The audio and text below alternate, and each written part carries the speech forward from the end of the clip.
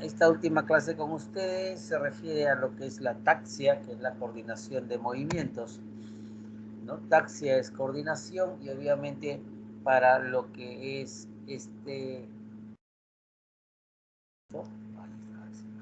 para lo que es esta tarea de coordinación hay mecanismos que van a producir esto y básicamente están acá involucrados lo que son los músculos en sus funciones. Tenemos los músculos agonistas que inician, los músculos sinergistas que acompañan al movimiento, los antagonistas, que es el efecto de balanceo, de oposición, y los músculos fijadores, que son los que nos van a dar la postura del movimiento que está terminando, ¿no? Entonces, estos son los mecanismos de producción y esto es básicamente gobernado por el sistema nervioso, el sistema motor, en relación a fuerza muscular, el cerebelo para los movimientos rítmicos y postura, el sistema vestibular, involucrado en todo lo que es equilibrio y la coordinación y movimiento del cuerpo, y el sistema sensorial, que es básicamente nuestra capacidad de captar posiciones espaciales, ¿no? Bien. La exploración de la taxia corresponde en dos aspectos, la taxia dinámica y la taxia estática, ¿no? La taxia dinámica es la ejecución del movimiento que vamos a explorar, ¿no? O sea, hacer la ejecución de las pruebas en movimiento, y la taxia estática es básicamente la posición de reposo, ¿no? La alteración de la taxia corresponde a la denominación o la definición de ataxia, ¿no? Esto obviamente cuando en ausencia de trastornos de la fuerza y eventualmente tono muscular, estos movimientos resultan en una acción de incoordinación, ¿no? Sabemos que taxia es coordinación, ataxia es sin coordinación. Entonces la taxia la vamos a explorar mediante la inspección, en la cual vamos a tener que evidenciar cuál es la actitud postural de desplazamiento. Al hacer este desplazamiento, al hacer que el paciente se desplace, vamos nosotros a evaluar cuán rápido ocurre este desplazamiento, la precisión que involucra, la amplitud del movimiento, la direccionalidad y el sentido de este desplazamiento, ¿no? Entonces, esto es lo que vamos a evaluar al momento de hacer la inspección de la actitud postural al indicar determinado desplazamiento. Esto obviamente va a regir y vamos a ver los movimientos en sí y los alternativos que pueden darse o ejecutarse en el paciente. ¿Sí? Entonces, la exploración estática de la ataxia va a corresponder a la maniobra de Romberg simple y la maniobra de Romberg sensibilizado. Vamos a verlo en un rato cuál es esta maniobra. Y la coordinación dinámica en las famosas pruebas que ustedes ya conocen, índice nariz, talón rodilla, la maniobra de Fournier, la diadococinesis. 4 pruebas importantes para valorar la coordinación dinámica y una prueba con su variante respectiva para valorar la exploración. La ataxia obviamente pues va a tener toda una serie de manifestaciones que evaluar, ¿no? Luego tenemos que evaluar la alteración de la cronometría, que denominamos como discronometría. Este es un defecto en la iniciación y en la duración del movimiento. La asinergia viene a ser la fragmentación en movimiento, ¿no? Elemental. Y la dismetría es la ecuación de la amplitud para arribar a su destino, o sea, al punto blanco. La hipermetría es la dificultad e imposibilidad para precisar el blanco sobrepasándome, y la hipometría lo contrario, cuando no alcanzo el blanco, ¿no? Entonces el mejor ejemplo es cuando yo quiero tomar un vaso, obviamente tengo movimiento rectilíneo con la mano entreabierta y voy a coger el vaso. Cuando existen todas estas alteraciones características de una incoordinación, una ataxia, vamos a encontrar pues que yo voy a tener un inicio lento y voy a fragmentar el movimiento que es único, dirigido, lo voy a fragmentar en pasos, ¿no? Y voy a aumentar la amplitud porque no tengo la coordinación como para decir voy en línea recta y cojo el vaso, sino hago ese movimiento de amplitud para tratar de no fallar, ¿no? Entonces esa es la disimetría, ¿no? O sea, estoy ampliando mi movimiento, que puede ser rectilíneo en un semiarco, y para llegar al destino de coger el vaso. La hipermetría correspondería a que yo estoy direccionando hacia el vaso y me paso, ¿no? Y hipometría es que trato de coger en el vacío, no alcanzo el vaso y estoy tratando de coger, ¿no? O sea, es un trastorno, obviamente, en la cual va a reflejar toda, digamos, la alteración en la coordinación. En la taxa estática, por ejemplo, vamos a evaluar, como le digo, Romberg y su variante, el signo de Romberg y el signo de Romberg sensibilizado. ¿En qué consiste el Romberg? Voy a ejecutar al paciente, voy a pedir que se ponga de pie con los pies juntos y voy a mantenerlo en una posición de bipedestación. Ojo abierto primero para adecuar que se familiarice al espacio y luego con los ojos cerrados. Y voy a ver que va a haber y va a provocarse un movimiento hacia los lados o hacia adelante, hacia atrás, ¿no? Creando este movimiento de porfiado. Entonces, eso es un Romberg positivo. Si yo tengo duda y que me parece que hay un movimiento que tiende a haber algún movimiento, hago la maniobra de Romberg sensibilizado. ¿Qué consiste? El paciente en bipedestación que coloque un pie delante del otro, igual en la misma posición, con los ojos cerrados, y vamos a ver si es positivo como el movimiento que va a ejecutar el paciente, ¿no? Hacia adelante, hacia atrás, a los lados. Eso es el Romberg positivo. La maniobra de Romberg positivo obviamente va a reflejar un trastorno propioceptivo. Y la afección está básicamente en la región posterior medular, de los cordones posteriores. Acuérdense que los cordones posteriores tienen a las de Goldie-Burdach, elementos importantes de la sensibilidad, ¿no? Va a haber también afección cuando ocurre esto en nervios periféricos y obviamente también cuando hay un compromiso a nivel del sistema labio. ¿Existen múltiples patologías que pueden darnos un Romberg positivo? Claro que sí. Dentro de ellos está la esclerosis múltiple, que a veces es una de las enfermedades que es muy bizarra, no tiene un patrón definido de diagnóstico y muchas veces puede iniciar la manifestación a través de esta ataxia estática o este Romberg positivo. Ataxia laberíntica, cuando hay compromiso en este sistema. Las neuropatías periféricas o la polineuritis en la conocida pseudotabes periférica, ¿no? Son principales patologías que hay que tener en cuenta cuando tenemos una maniobra de Romberg positivo. Hay que ver que es central, es periférico, lo que estamos evaluando. Y eso lo vamos a determinar mediante una buena anamnesis para correlacionar bien con nuestro examen clínico. En relación a la ataxia dinámica, un elemento importante para poder evaluar la coordinación, tenemos la maniobra índice-nariz, ¿no? Esta es una maniobra que se realiza como está en el esquema. El paciente primero hacemos que extienda el brazo, con el dedo índice extendido hacemos que se toque la punta de la nariz, primero con los ojos abiertos y luego con los ojos cerrados, ¿no?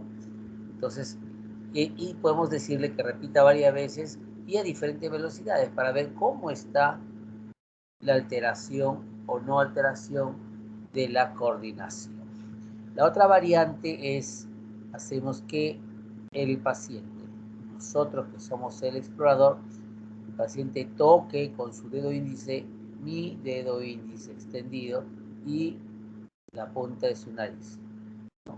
Ojo abierto y luego ojo cerrado, para ver cómo está la sensibilidad y obviamente ver cómo está ese movimiento coordinado. ¿Por qué los ojos abiertos? Porque le enseñamos la ruta. El cerebro con los ojos cerrados va a mantener esa direccionalidad y esa coordinación de hacerlo así. Muy bien. La ataxia dinámica de la maniobra índice-nariz, cuando la prueba es positiva, tenemos un temblor muy fino, hay una falta de puntería con el índice, ¿no? puede haber la hipermetría, o puede haber la hipometría, y estas alteraciones de la coordinación indican que la lesión cerebelosa ipsilateral, el mismo lado de la lesión.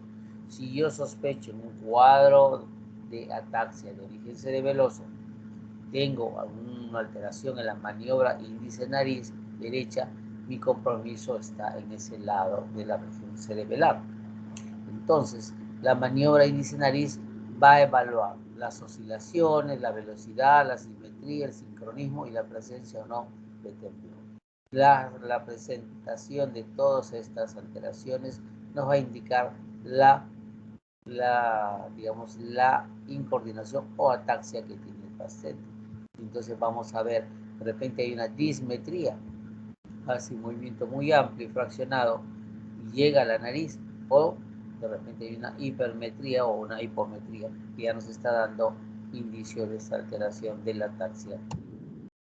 Bien, vamos a ahora, un ratito, van a ver este video es de la maniobra índice-nariz. Miren cómo está el paciente, ustedes son los evaluadores. Brazo extendido, acá falta que extienda el índice del dedo índice y lo dirija hacia la nariz. Miren cómo va, perfecto. La otro lado, izquierdo, derecho. Ahora con los ojos cerrados, derecho, izquierdo. Llega con una buena amplitud, ustedes han visto. Vamos a repetir un poquito acá. Ustedes han visto cómo va la amplitud conservada, no hay fraccionamiento del movimiento, llega al blanco fácilmente, igual con el ojo, los ojos cerrados, ¿bien? Tranquilamente hace el movimiento, repite con una certeza al 100%. Ahora, la otra forma, cuando ustedes son exploradores, miren, hay muchas variantes, esta es una que está empleando, toque el dedo índice, la punta de su dedo índice con el mío. Y miren cómo estamos haciendo digamos, la evaluación cuando hay una alteración. Ahora, con el ojo abierto, toca muy bien, el cerebro lo guía bien, ojo cerrado, miren cómo hay, ajá, no está llegando, llega al blanco en movimiento fraccionado, ¿cierto? Entonces hay una dismetría en esta paciente. Dismetría, este es un acto simulado, pero es lo que ocurre cuando hay una dismetría. Si es en un solo lado, lo que es el lado izquierdo, estamos hablando de un compromiso. Si sospecho que hay un síndrome cerebeloso en el hemisferio cerebelar de ese mismo lado. Puede que haya en ambos miembros, claro que sí. Estamos hablando de un compromiso pancerebelar. Otra maniobra que tenemos que hacer es la exploración de la diadococinesia. La diadococinesia. ¿Qué son las diadococinesias? Son movimientos alternantes rápidos que somos capaces de hacer cuando no hay ninguna alteración en nuestra área de coordinación.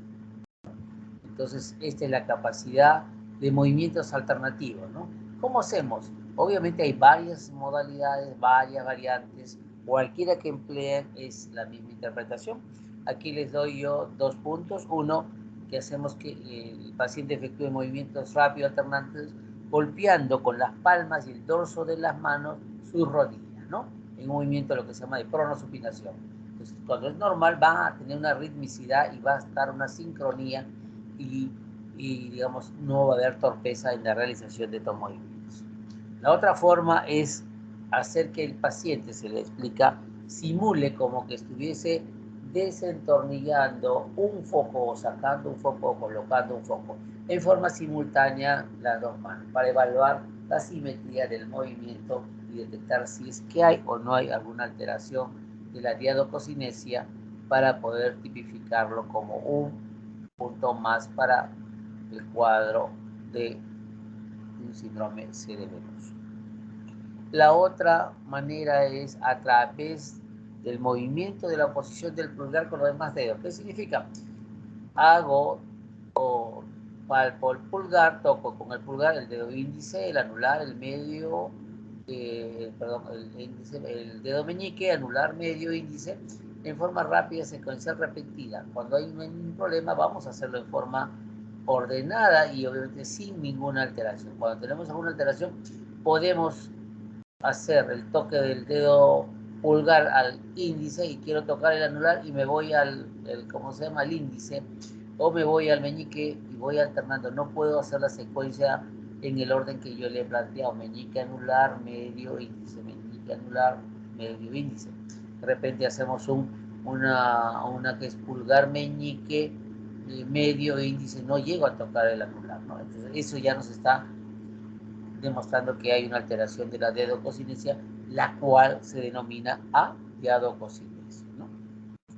Y esta adiadococinesia tenemos que llegar a la conclusión luego de esta maniobra, y descartando que no haya ningún otro factor que limite este movimiento, como por ejemplo trastornos osteoarticulares o secuelas de paresia, o que haya alteraciones del tono, algo que pueda hacer que nuestra evaluación de diadococinesia sea, digamos, un valor falso. Acá vamos a ver, como es, miren, la diadococinesia. Estamos haciendo en esta posición, esta es una forma donde está la palma y está la otra mano. Miren cómo hace movimiento sincrónico de pronosupinación de la mano izquierda sobre la derecha. Miren cómo está la mano derecha, es mucho más lenta, un poquito más torpe en su movimiento. Ahora fíjense, esta es la parte normal, ¿no? Sincrónico, pronosupinación, le decimos que aumente la velocidad, lo hace adecuadamente.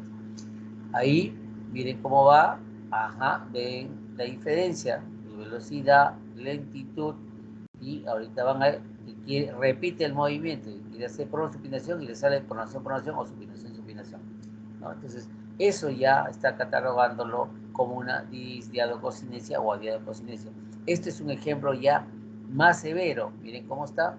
Los dos, tanto la derecha como la izquierda, no pueden hacer el movimiento. Incluso este paciente entra como en una crisis de desesperación por querer hacerlo. Quiere hacer bien, pero no le sale, ¿no? Es eso. Entonces, esa es en ataxia de miembros superiores. En la ataxia o coordinación de miembros inferiores tenemos la clásica maniobra de talón-rodilla, ¿no?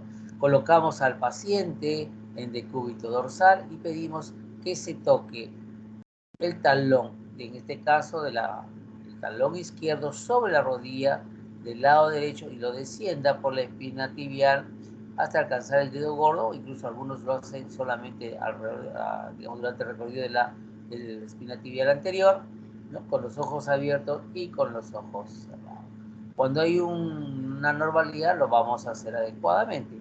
Cuando no podemos hacerlo, nos vamos con hipometría o hipermetría, estamos hablando de que hay un fenómeno de dismetría, no hay una sincronización, el movimiento, la amplitud es inadecuada.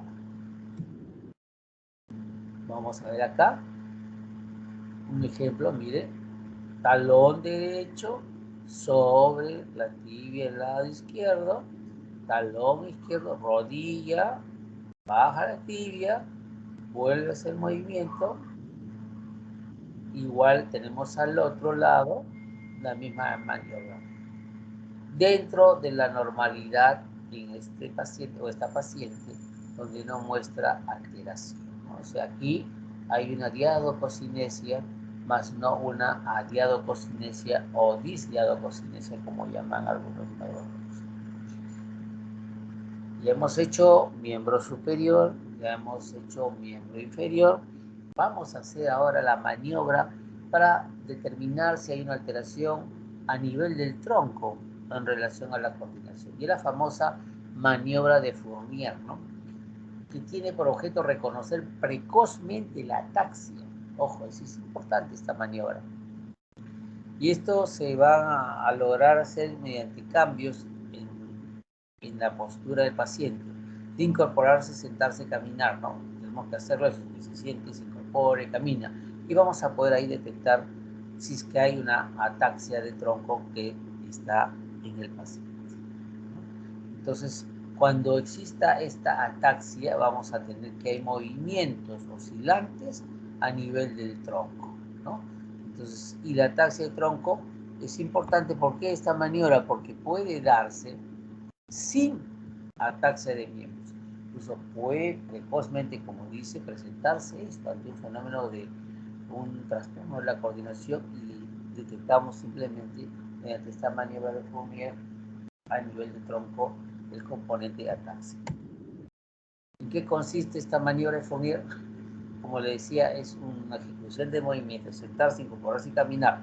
Igual, está sentado, pedimos que se levante rápidamente de la posición sentada y ahí tenemos que ver que lo ejecute adecuadamente. Cuando hay un ataque de tronco hay una demora en cumplir y el cuerpo oscila antes de estar plenamente erguido, ¿no? Entonces, esa es una característica. Está sentado, ustedes le piden que se levante y al levantarse van a ver un poquito que ese tronco está oscilando, se mueve como para tratar de erguirse. ¿Bien? Ahora tenemos la siguiente. Podemos hacer, ya una vez levantado, se le indica que camine en una línea imaginaria recta hacia adelante y luego hacia atrás, mirando hacia arriba con los ojos abiertos y luego con los ojos cerrados, ¿no? Entonces aquí vamos a notar, cuando hay este problema de ataxia de tronco, el enfermo no puede detenerse bruscamente. Ojo, yo le digo que camine y le doy la orden que se detenga bruscamente, ¿no? Y no puede. Y por la velocidad que ha tomado, si yo le digo que camine rápido, va a echar el cuerpo hacia atrás, como si estuviese frenando para conseguir detenerse, ¿no? Ahora, cuando se le pide que gire, no puede girar rápido, porque tiene tendencia a caída, ¿no? Es cuando tenemos la inestabilidad del tronco, cuando estamos con una ataxia del tronco. Y cuando solicitamos que suba y baje escaleras, vamos a notar que hay oscilación y siempre va a cogerse del pasamanos para poder realizar este movimiento, ¿no? Entonces, es una maniobra sencilla que tenemos que tener cuidado cuando lo realicemos, que se nos caiga el paciente, siempre con una ayuda de una persona familiar o un personal técnico en la cosa. ¿Okay? Bien. ¿Ya?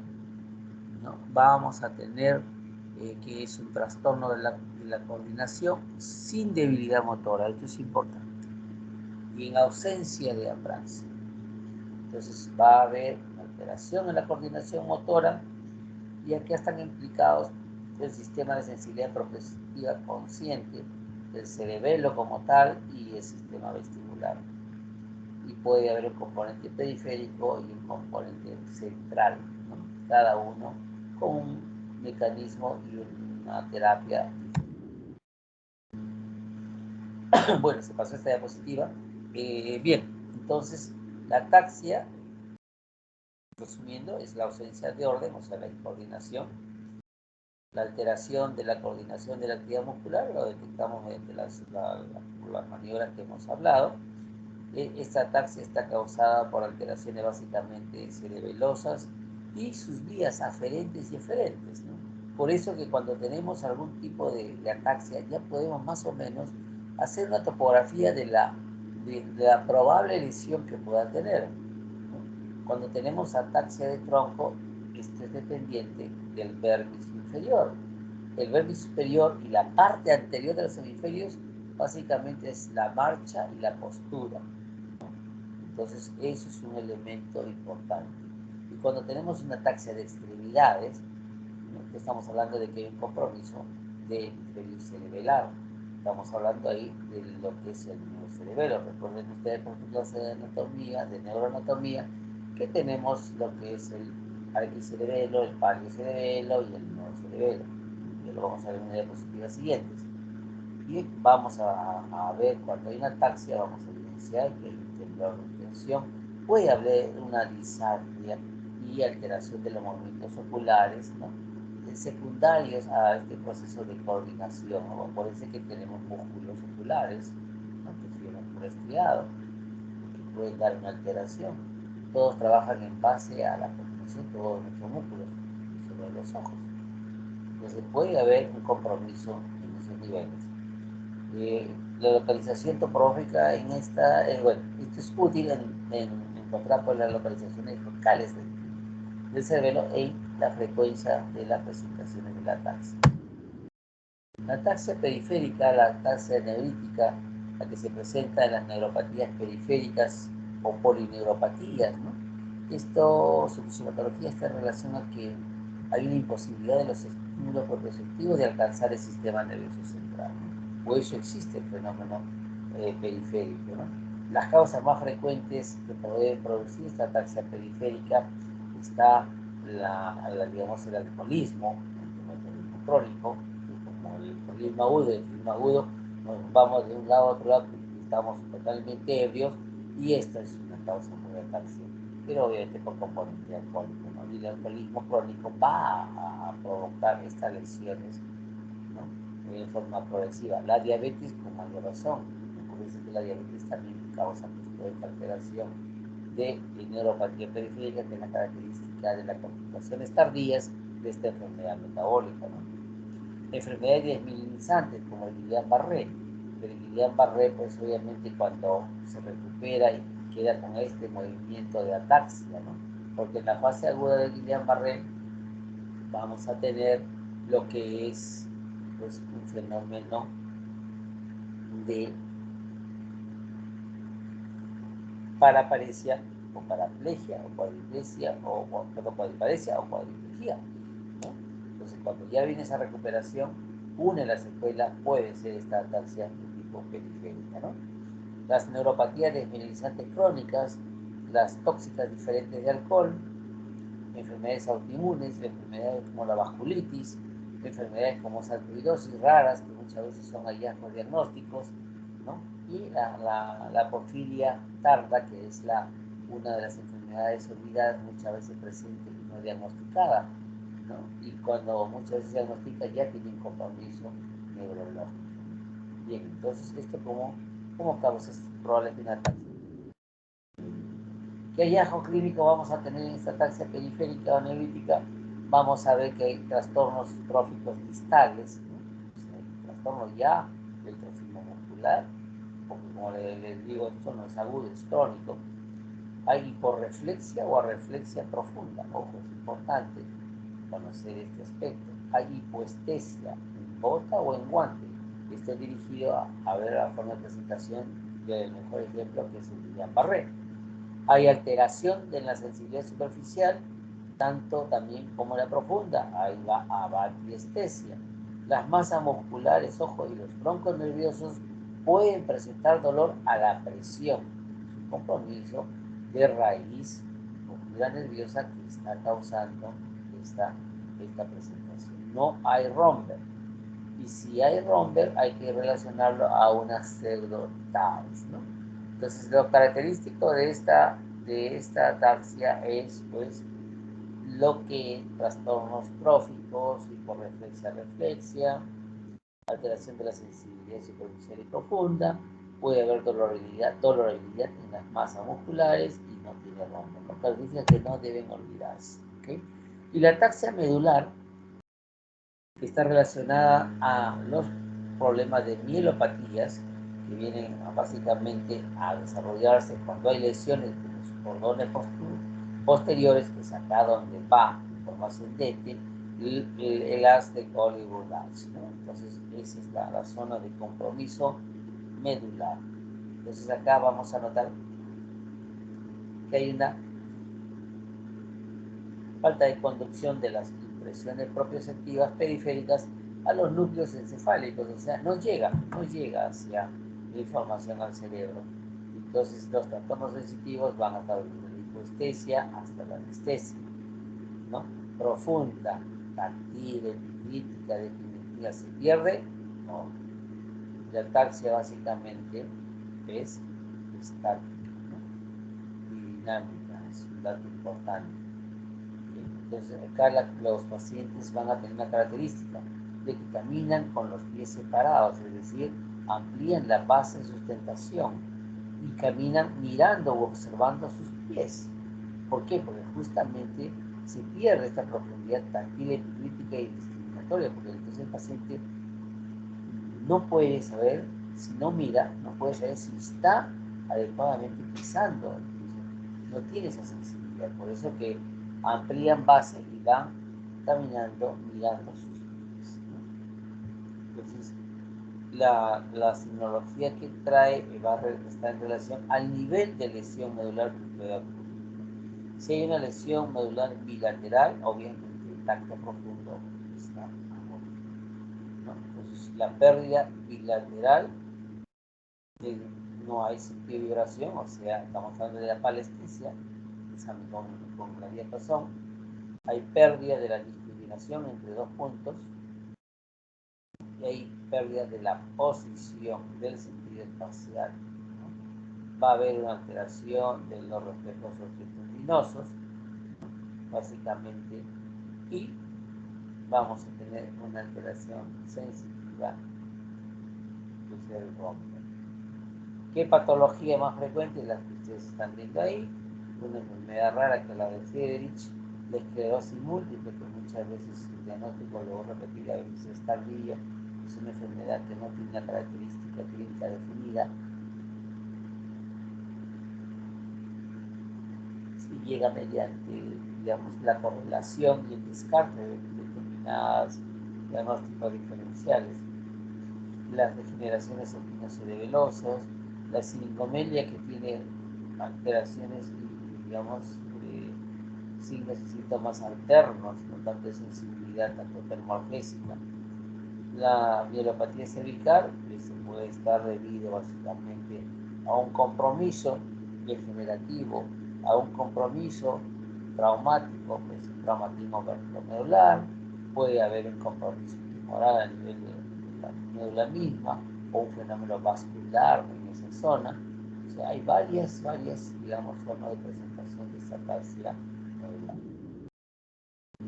Entonces la ataxia central, pues, corresponde a lo que hemos hablado hace un ratito, la esclerosis múltiple, la sintomelia, como ejemplos de la ataxia central.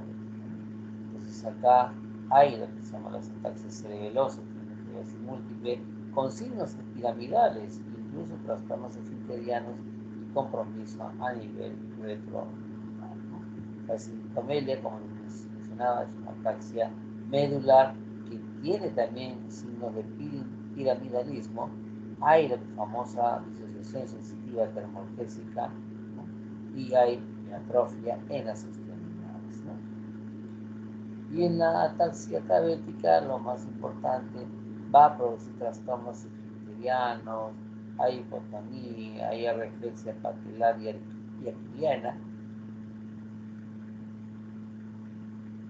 hay una hipoestesia profunda, ¿no? Esa característica de ataxia central a tomar en consideración. Y la ataxia cerebelosa, que viene a ser la pérdida de toda la coordinación, ¿no? La eumetría, que es, ¿no?, la normalidad de los movimientos y desplazamientos. Hay una falta de sinergia, hay una falta de dialogocinesia, ¿no? Y acá los hallazgos son bien característicos, ¿no? En posición de pie, el cuerpo oscila en todo sentido, ¿no? Cuando evaluamos la ataxia estática, es como un porfiado, como les dije. Cuando le pedimos al paciente que cierre los ojos, uy, esto se agrava, puede caerse. La marcha que ejecuta esta paciente con ataxia cerebrosa es una marcha como la del beodo, ¿no? Ampliada su sustentación, camina en zigzag, pero no se cae. Y se asocia, pues, en el examen a reflejos pendulares y la presencia de Romberg está ausente. Con eso, pues, definimos que hay una lesión a nivel. Bien. Entonces, la ataxia, para diferenciar la vestibular y la verídica, acá característicamente tenemos que es en la sintomatología. La sintomatología es incompleta y disarmónica, a diferencia de la verídica, que es una sintomatología global y armónica. Aquí en la vestibular hay un vértigo no sistematizado y acá en el laberítico es el típico vértigo que se presenta. Acá este vestibular puede haber afectación de núcleos vesticulares centrales y aquí en la laberíntica, pues, hay una afección del laberinto o tronco del octavo nervio craneal, va a haber romper laberíntico, la marcha que ejecuta se puede hacer hacia adelante y hacia atrás con los ojos cerrados y puede imaginariamente darnos la imagen de una.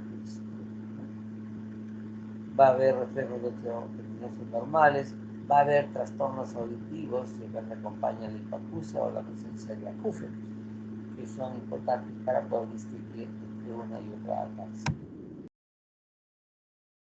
Dentro del componente atáxico vamos a desarrollar el síndrome cerebeloso, que es un conjunto de signos y síntomas que se presentan cuando hay una alteración del control cerebeloso sobre la motilidad estática y cinética.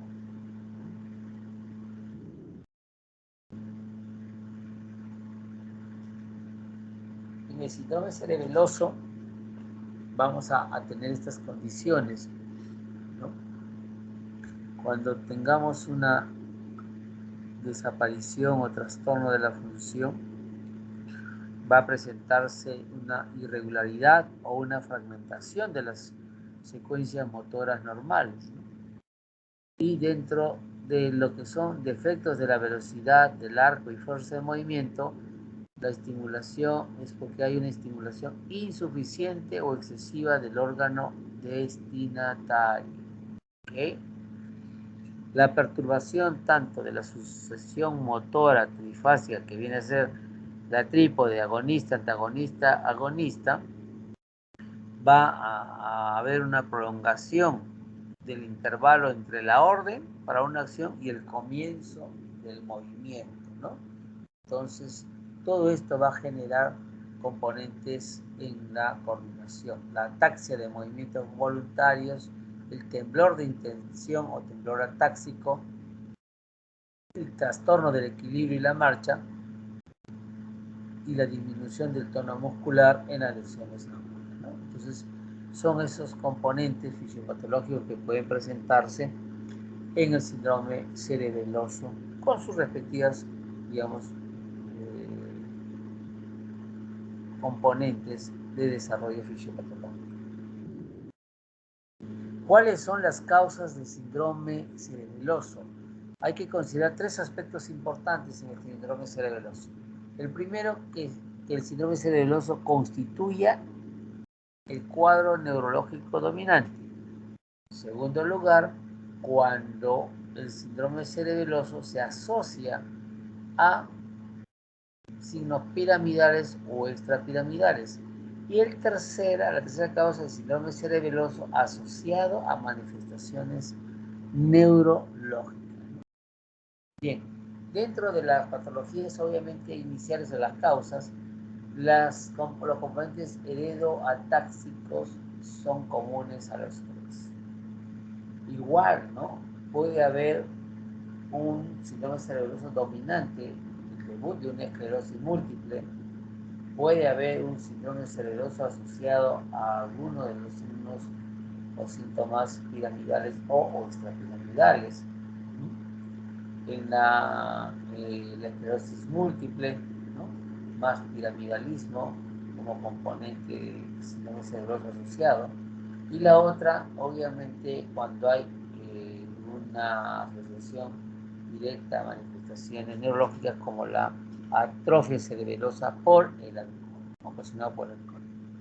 ¿Pueden haber tumores de cerebelo o de la fosa posterior con signo de hipertensión coronaria? Sí, cuando está dominante el síndrome cerebeloso, ¿no? Es el cuadro dominante. Podemos tener la presencia de, digamos, hipertensión craneana y la sospecha de tumores como causa de este, digamos, síndrome cerebeloso. Aquí en este grupo, cuando los síntomas y signos son dominantes, síndrome cerebeloso, digamos, netamente predominante, las causas pueden también ser debidas a hemorragias o infartos cerebrosos, ¿no? Hemos visto muchos infartos cerebrosos, claro que sí. Entonces, en época de pandemia y en estos pacientes, en estos momentos, ¿no? Se está viendo pacientes con mucha patología neurológica y muchos de ellos a veces post-covidianos.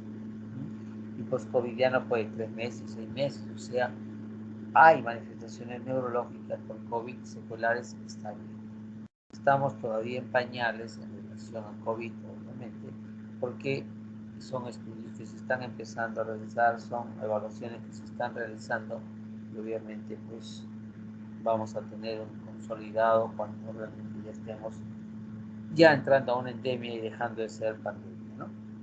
Bien, Y dentro de las otras causas del síndrome cerebeloso asociado a piramidalismo o extrapiramidalismo, también pueden estar debidos a síndromes vulvares y protuberanciales, en los que la vía cerebelosa, como dice acá, está afectado. Aquí el origen vascular es un factor importante. Y dentro de los síndromes cerebelosos asociados a manifestaciones neurológicas, ahí hay síndromes vulvares, síndromes protuberanciales, el famoso síndrome de Wallenberg, ¿no? Son condiciones, digamos, que pueden conducir a un síndrome cerebeloso. Las manifestaciones clínicas son específicas, ¿no? Tenemos síntomas, vértigo, hay cefalea y vómitos de tipo cerebral, hay signos a nivel de lo que es la parte estática y la parte cinética. Hay trastornos de movimiento pasivo y hay otros trastornos que van a dar psicología, ¿no? Vamos a desarrollar entre los trastornos estáticos.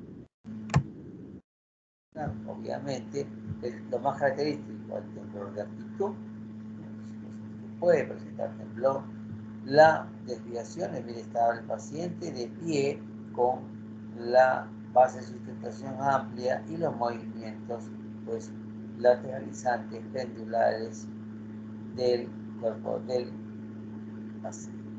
¿Okay? Podemos tener trastornos estáticos como lo refieren los libros de semiología de la antigüedad, la famosa catalepsia cerebelosa, que significa que tenemos al paciente en el cúbito dorsal, movilizamos su extremidad y lo dejamos en esta posición y se queda estático ahí. Puede estar 5 minutos, 10 minutos, básicamente una alteración en lo que se refiere a la estática en el síndrome cerebeloso. La hipotonía, cuando se detecta precozmente, ¿no? En el grupo etario puede haber este fenómeno hipotónico. Todo niño hipotónico tiene que evaluarse la posibilidad de un síndrome cerebeloso como causa de esta patología. Y a nivel de los trastornos cinéticos, ¿qué signología vamos a tener? ¿Qué sintomatología? ¿Qué signología? Tenemos acá la marcha titubeante, la marcha en tandem, esa marcha con los ojos cerrados y se pide que camine y vamos a tener que se camina para todos los lados, pero no orientado hacia lo que es una línea definida. Entonces, la marcha en tandem, la marcha titubeante, la marcha del beodo son signos importantes cuando hay trastornos. Igual la dismetría, que es la falla de poder coger un elemento en una postura normal, ¿no? De extensión del brazo y ¿cómo se llama? La dismetría, que se mide con la extensión del miembro superior y el alcance de este para coger un vaso, ¿no? Acá podemos encontrar dismetría asociada a hipometría o hipermetría, y la diadococinesia, es muy importante para ver su posibilidad diagnóstica, ¿no? Entonces, muchas veces estos exámenes o estos signos nos van a orientar un poco de qué zona puede estar comprometida en lo referente a la ataxia. Otros trastornos cinéticos que pueden provocar es el temblor cinético, ¿no? La ataxia misma al caminar, ¿no? Que es la característica de marcha titubeante, los reflejos pendulares, que significa que hacemos el tendón rotuliano y la respuesta es, digamos, adecuada, y esto se da de la manera siguiente: hago la percusión, busco el reflejo rotuliano, y esto que con la respuesta normal, que va a haber una extensión del miembro y retorna a su posición basal normal. En el caso nuestro de que hay un componente de reflejo tendinoso, cuando hay alteración del síndrome cerebeloso, percutimos ahí la respuesta y se queda en péndulo, ¿no? No es que vuelve a su posición neutra sola, no, se queda como un reloj Big Ben, ¿no? Que está en movimiento constante. Que son los reflejos péndulos. Entonces, dentro de las manifestaciones clínicas en el trastorno de movilidad pasiva, tenemos que evaluarlo. ¿Por qué? Porque estos trastornos se demuestra mediante la realización de estas pruebas. La prueba de André Thomas, la prueba de Stewart Holmes y el fenómeno cerebeloso de imitación, ¿no? Entonces, esto para evaluar los trastornos de motilidad pasiva, ¿no? ¿Hay otros trastornos que puede dar el síndrome cerebeloso? Claro que sí. Como existe la posibilidad de que haya un temblor fino, el trastorno en la escritura es una de las características, ¿no? El trastorno de la barognosia, el trastorno del habla, que es la disartria cerebelosa, la presencia de nistagmus y, obviamente, cuando el caso es severo y en corta edad, la crisis cerebelosa puede manifestarse, ¿no? Entonces, son estas manifestaciones que hay que tomar en cuenta y sumar a las anteriores para llegar al diagnóstico definido. El diagnóstico justamente ante una persona o paciente que tiene taxia, tenemos que hacer el abordaje de 4 cosas importantes. Los antecedentes familiares, los antecedentes personales, la edad del paciente, los signos acompañantes, ¿no? En lo que se refiere a antecedentes familiares, si hay patología como la que está teniendo el paciente en otro grupo familiar, y obviamente los antecedentes personales que pueden orientar a alguna patología que se requiera hacer, ¿no? Entonces, la edad es un elemento también clave. Hay que pensar, si estamos frente a un grupo adolescente, la posibilidad de intoxicaciones. En un grupo escolar hay que pensar las encefalitis. En los lactantes y preescolares hay que determinar que no haya una ataxia postinfecciosa o por trauma, ¿no? Es un elemento también que cobra importancia. Y dentro de los signos acompañantes hay que estar atentos y vigilantes si es que hay somnolencia, si es que hay fiebre, si es que hay cefalea y vómitos y si hay edema de Barrett, ¿no? Entonces, estas son consideraciones que hay que tomar en cuenta cuando estamos frente a una ataxia y lo que podemos encontrar en la evaluación de esta patología. Las maniobras semiológicas que hacemos, lo hemos mencionado al iniciar la exposición, pero acá tenemos que hacer la prueba de flexión del tronco, que es la prueba de Fournier. En este caso, con seguridad que han hecho que se coloquen de cúbito dorsal y luego decirle que se siente sin apoyo de las manos. Vamos a ver cómo sale eso. La otra prueba es la de la flexión de la pierna, en donde no va a llegar el talón a la zona isquiática para poder valorar esta digamos, sinología. Y la prueba del arrodillamiento significa pues que hay una alteración tanto de la fuerza y tono muscular, que cuando ejecute ese movimiento después le es difícil la incorporación. ¿Qué otras maniobras semiológicas? Tenemos ahí las oscilaciones pendulares, que están en relación a la búsqueda de reflejos osteotendinosos. Tenemos la prueba de las pesas, que es la gnosia, o sea, la barognosia, tiene que identificar cuál es el pesado, cuál no es el pesado, ¿no? Entonces, para poder definir si hay una abarognosia o no. La hiperdiadococinesia, que es el movimiento de pronosticación rápido, ¿no? Entonces, es un elemento que nos ayuda también a discernir, ¿no? Y la maniobra, pues, que hemos hablado de André Thomas, una de las características para poder valorar bien esto, ¿no? Y la otra es la prueba de resistencia de Stewart Holmes, ¿no? Estas dos, ustedes saben que mide, ¿qué? Mide hipotonía, ¿no? Entonces, Esquematizando lo que hemos dicho, en el síndrome cerebeloso tenemos alteraciones, tanto para buscar la dismetría en miembros inferiores mediante la maniobra talón-rodilla, ¿no? Y ver si es que hay hipermetría o hipometría, si se adelanta o no se adelanta, ¿no? O si se va antes de la rodilla, que sería la hipometría, ¿no?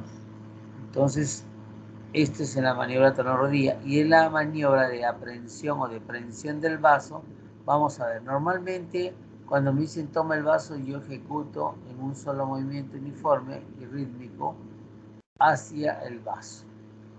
Hacia el vaso, ¿no? Entonces, esto es lo normal.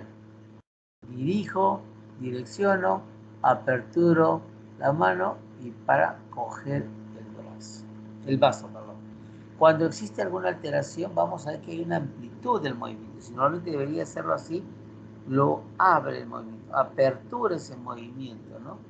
Entonces, y van a ver ustedes acá, comparativamente, acá esta es la apertura de los, digamos, de la mano, y miren esta, es mucho más amplia. ¿Por qué?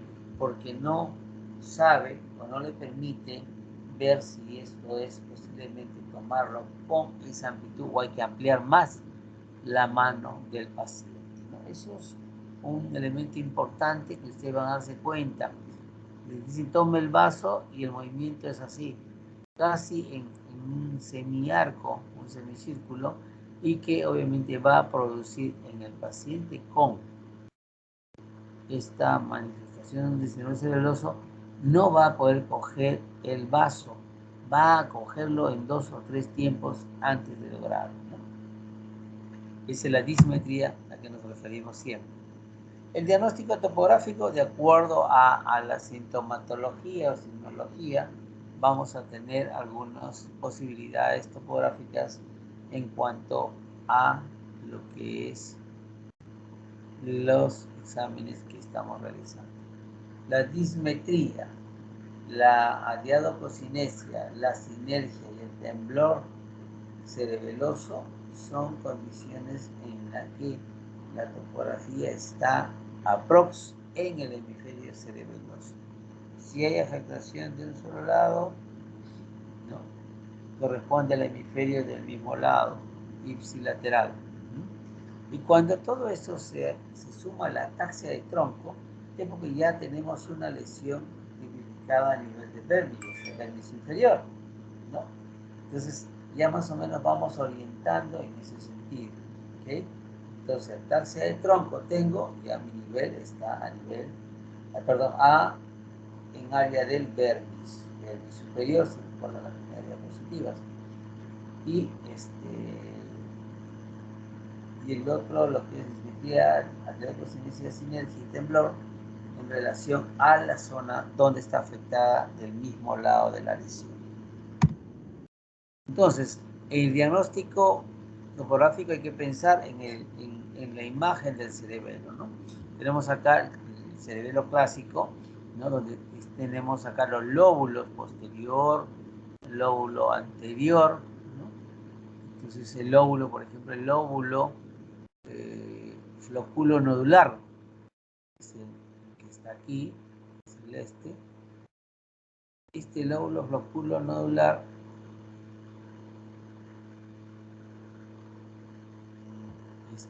lóbulo nodular que contribuye o que corresponde al arquicerebelo activo, ¿no? Entonces, hay haces que van a ir hacia la parte central y obviamente va a manejar el equilibrio, ¿no? O sea, una alteración del equilibrio, la posibilidad, si estamos ante un síndrome cerebeloso, que sea, digamos, el factor causal, ¿no? En el lóbulo anterior o paliocerebelo, lóbulo posterior o neocerebelo, ¿no?, ya está definido. El lóbulo anterior o paliocerebelo va a estar en relación al tono y la postura muscular, ¿no? Mientras que el lóbulo posterior o neocerebelo es el que va a estar relacionado a la coordinación de movimiento de grandes habilidades, de gran habilidad, ¿no? Entonces, ya con eso vamos acentuando más el nivel topográfico. Cuando hablamos del lóbulo posterior, tengo que tener una alteración en la coordinación de movimientos de gran habilidad.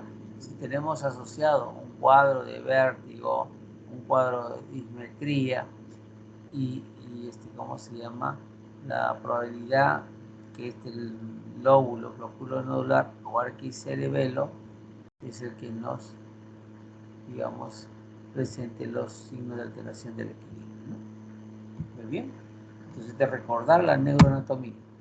Entonces, vamos a tener diagnósticos establecidos. Un síndrome cerebeloso medio, de acuerdo a la localización, vermiano o paleo-cerebelo. Un síndrome cerebeloso lateral de los hemisferios superior-cerebelo. Un síndrome pancerebeloso que abarca todo y compromiso de conexiones cerebelosas que pueden definir una evaluación neurológica. Bien, chicos, creo que me salí. A ver, ahora estamos así. Sí. Ya está. ¿Ven mi pantalla? No. Todavía no, doctor. Todavía no, no. A ver, chicos, porque un ratito que presioné una teclita que no debería. Bien, ahorita vamos a incorporarlas. Estamos avanzando porque 8:30 tienen clases. Muy bien, entonces estamos acá. Nos quedamos en esta diapositiva, creo. Sí. Bien, entonces vamos a tener los definidos de acuerdo a la localización topográfica, ¿no? Vamos a tocar algunos, por ejemplo, el síndrome cerebeloso medio. Tenemos signos y síntomas relacionados con el sistema vestibular. Acuérdense que tiene un aferente que va a ir a eso y va a producir pues lo que es hasta una coordinación y equilibrio, ¿no? Entonces acá está el lóbulo flóculo-nodular, que es el cerebelo, el arquicerebelo, el cerebelo antiguo, ¿no? La característica de este síndrome cerebeloso medio que está relacionado con el sistema vestibular es que no tiene ninguna manifestación en decúbito, pero sí en bipedestación. En bipedestación puede tener nistagmo, puede tener ataxia estática, ataxia en la marcha, puede haber cefalea, diplopía, náuseas y vómitos, ¿no? Entonces, mire cómo pasa este síndrome cerebeloso medio. Cuando está en decúbito no hay alteración, pero sí en bipedestación vamos a tener toda esta signología que vamos a presentar en el examen clínico, ¿no? Síndrome cerebeloso medio es compromiso lóbulo flóculo nodular. Este cuadro, que parece muy terrorífico, básicamente es para fijar algunas cositas en relación a los síndromes cerebelosos. Por ejemplo, acá tenemos el síndrome cerebeloso vermiano, ¿no? Que corresponde al paleo-cerebelo, la parte rostral anterior. Se caracteriza porque tiene un aumento, el paciente tiene aumento de la base de sustentación, ¿no? En pie, y hay una marcha en ese sentido, ¿no? Una marcha con la ampliación de la base de sustentación. ¿Presenta ataxia en la marcha? Claro que sí, es la característica del síndrome cerebeloso medial vermiano. La ataxia dinámica está preservada o relativamente comprometida, ¿no? O sea, no vamos a encontrar índice nariz, no vamos a encontrar talón, rodilla, ojo, puede estar preservada, ¿no? Que es la característica del síndrome cerebeloso medial o vermiano. No hay presencia de hipotonía, no hay presencia de disartria, no hay nistagmos. Y esto puede ser secundario dentro de la etiología, una atrofia cerebelosa por elementos tóxicos como el alcohol, y va a dañar pues todo lo que es el vermis anterosuperior. Entonces, esa es la característica del síndrome cerebeloso medio y vermiano, ¿no? Tenemos ahí la ataxia, pues, característica.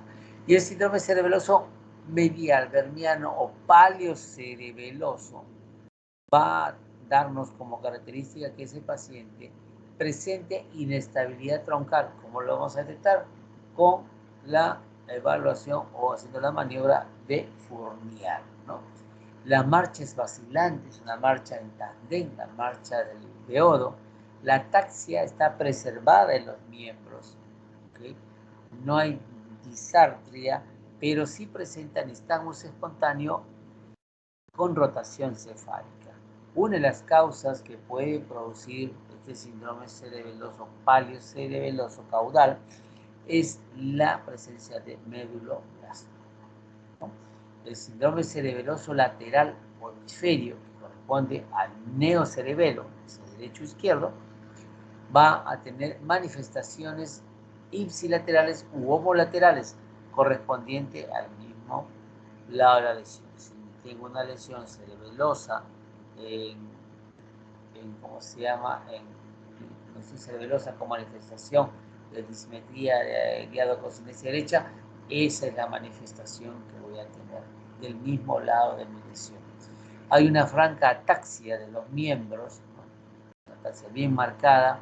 Hay con toda la sinología que hemos mencionado, disimetrías, asinergias, tanto en la estática, en la marcha, la gliadococinesia.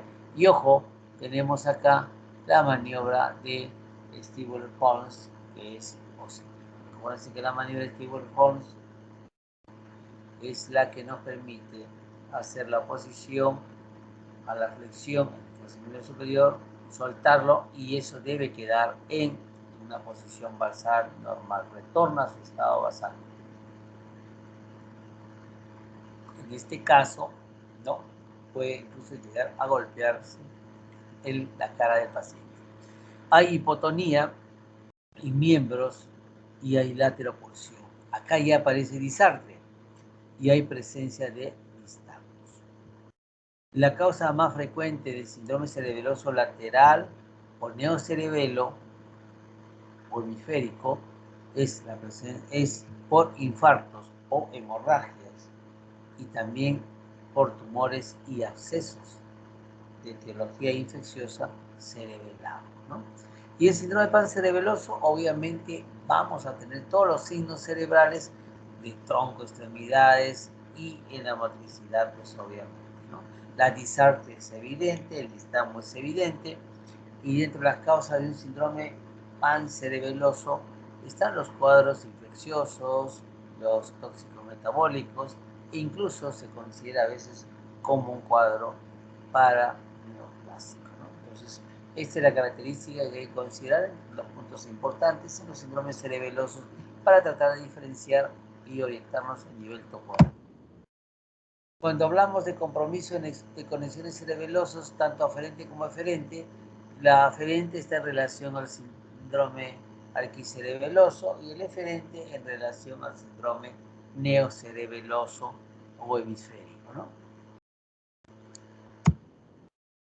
Esta es la última positiva.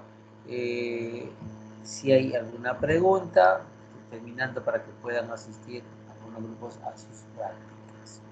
Muy bien, chicos, si hay alguna pregunta, por favor. Sí, en algún momento habló de crisis cerebelosa. Perdón. Había un dibujo de un niño recostado, volteado, y mencionó que era una crisis cerebelosa. ¿A qué se refiere? Ya. A ver, vamos a ver a esto.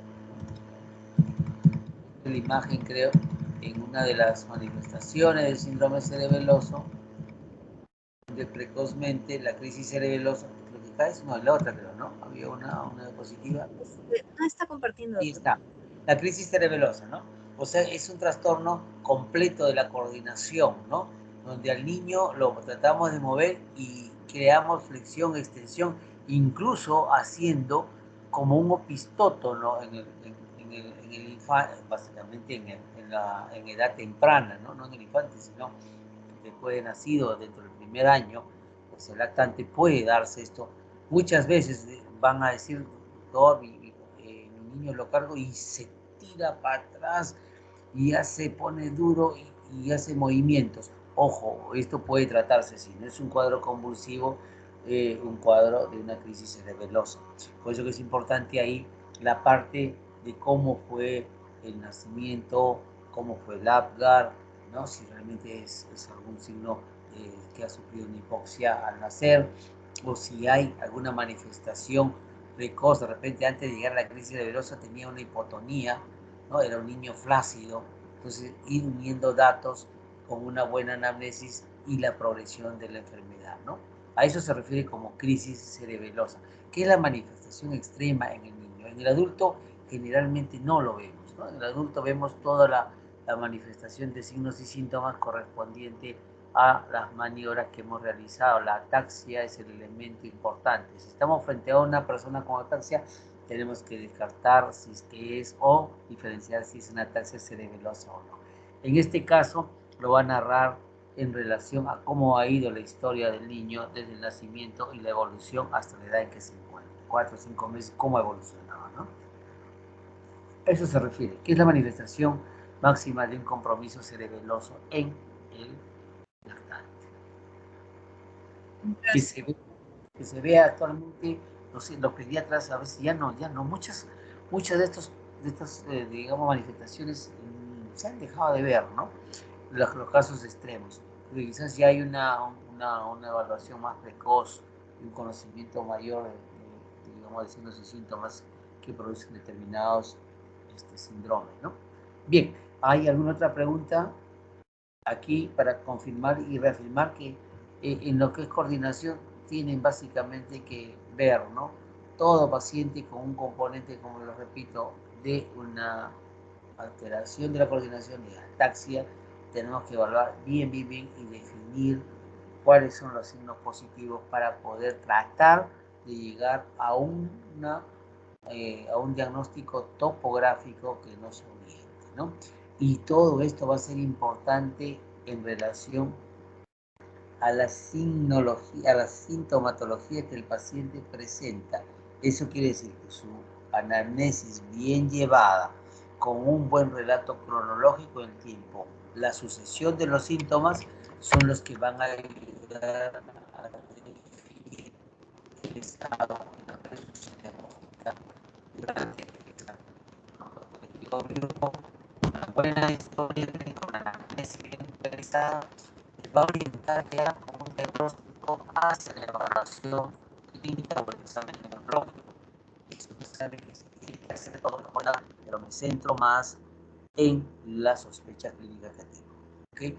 No hay que adelantarnos al diagnóstico, no, simplemente hay que orientar lo que tenemos al examen clínico.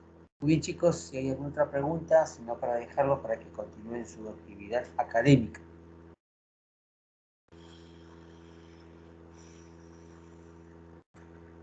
Creo que no hay nada, creo que quedamos... Pregunta, doctor. Sí. Denise, quedamos para mañana el seminario, ¿no? A las 12.